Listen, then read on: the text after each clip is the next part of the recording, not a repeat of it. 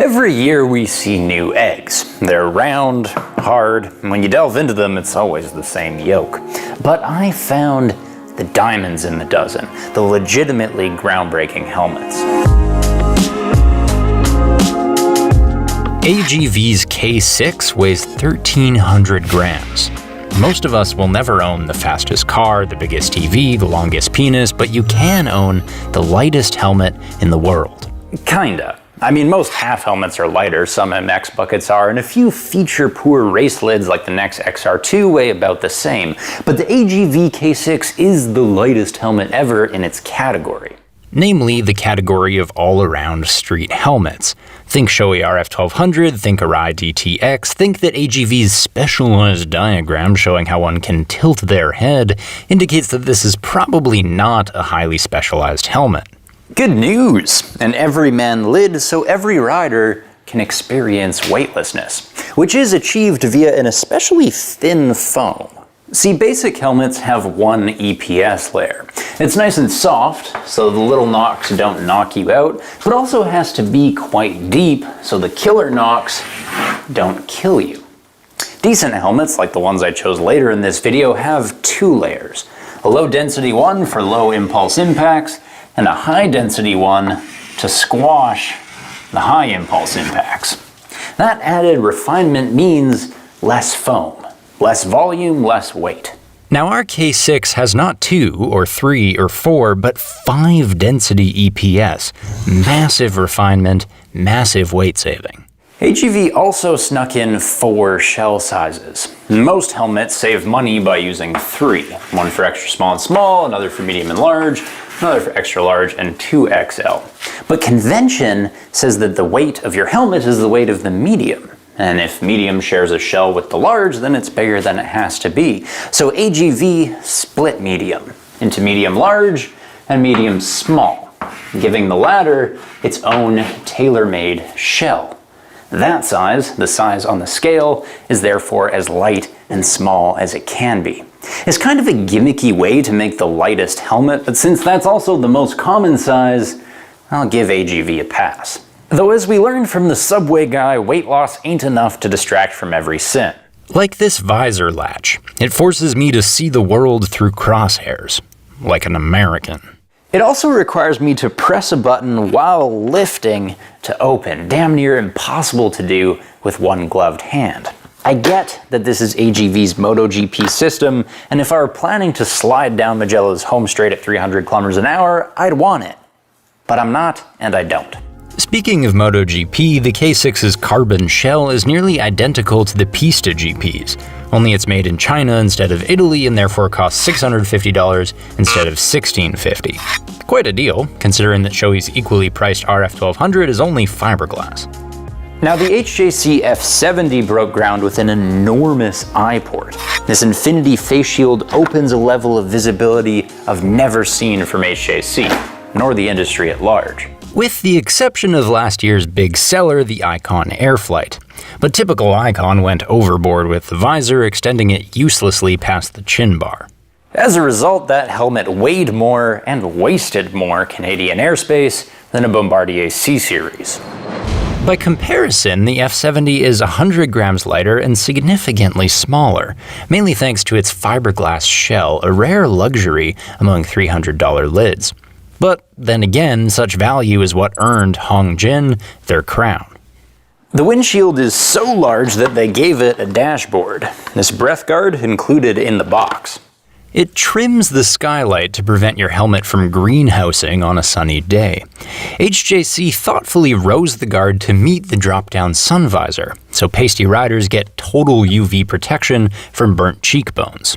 One bad thing, the helmet is compatible with so-called smart HJC communicators. In reality, these are dumb old Sena SMH5 and 20S units, just bought, rebranded, and price-jacked by HJC. It's a common tactic these days, a convenient way for helmet manufacturers to upsell their customers. But to the discerning rider who would rather buy superior comms straight from Cardo or Sena, this amounts to an added space I don't need, made to fit a device I don't want. Our next groundbreaker is the Bell Bruiser, PJ homologated, meaning it's DOT and ECE approved as a protective full face and a jet helmet. We've seen this before too, on Nolan's N44, Scorpion's Covert, and the question is always, how strong can that be? Turns out, stronger than my 3-iron. Unsurprising, since getting P homologated means passing the same tests as every other full face. But to achieve that strength, the Nolan weighed a metric ton, and the Scorpion's chin bar had to be so large that the eye port became Stormtrooper tiny, resulting in Stormtrooper situational awareness. That's where the Bruiser is special. It's the first PJ helmet to look normal and feel light. 1,440 grams, thanks to Bell outsourcing their polycarbonate production to the LG chemical giant. Their R&D dollars make your average helmet company look like a lemonade stand, so yep, this is a cutting-edge shell. Bell did come up with their own in-molding technology though. By forming the shell and the EPS in one step, you require no gap and no glue, creating less volume and less weight. That's why Bell's Scout Air looks so slim. Unfortunately, the Bruiser didn't get in molding. Why? Why must I look 100% like the Great Gazoo? It's still a stellar helmet for the price. $300 is oddly cheap considering that Bell charges more for the Rogue, which is older, visorless, not PJ homologated, and far less safe. I usually wear a medium, but this large fits perfect, so size up. This is an AGV Pista GP RR. It is the helmet Rossi wears. It costs $2,000. It is more expensive than the last 3 motorcycles I bought, so no, I'm not going to talk about it.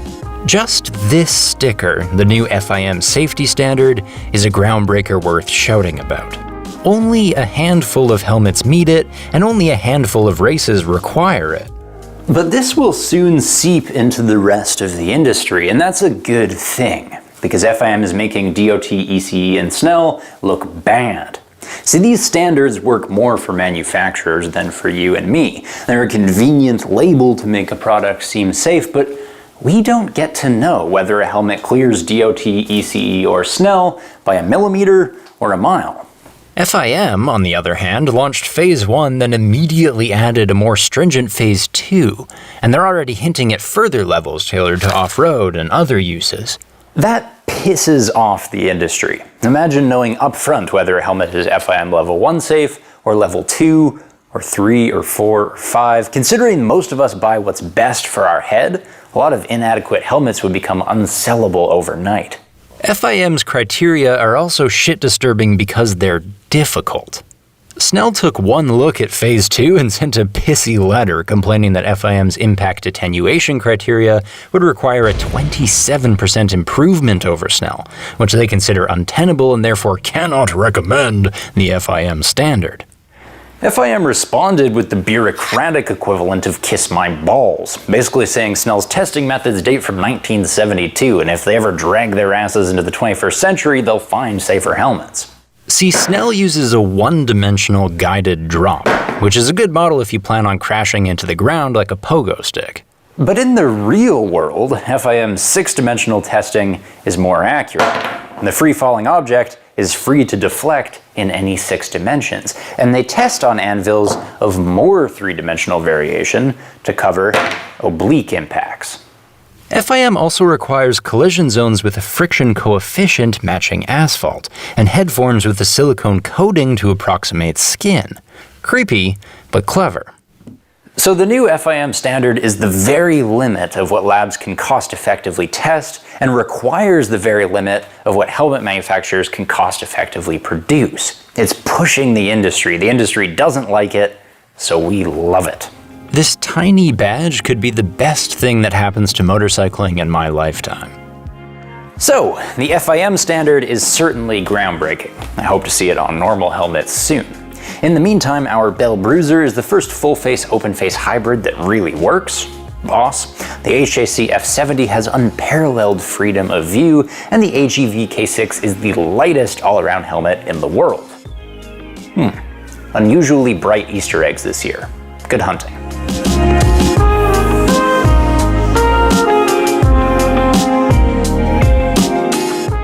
Oh yeah, it's moving. Oh, it's going down. Coming in to get it.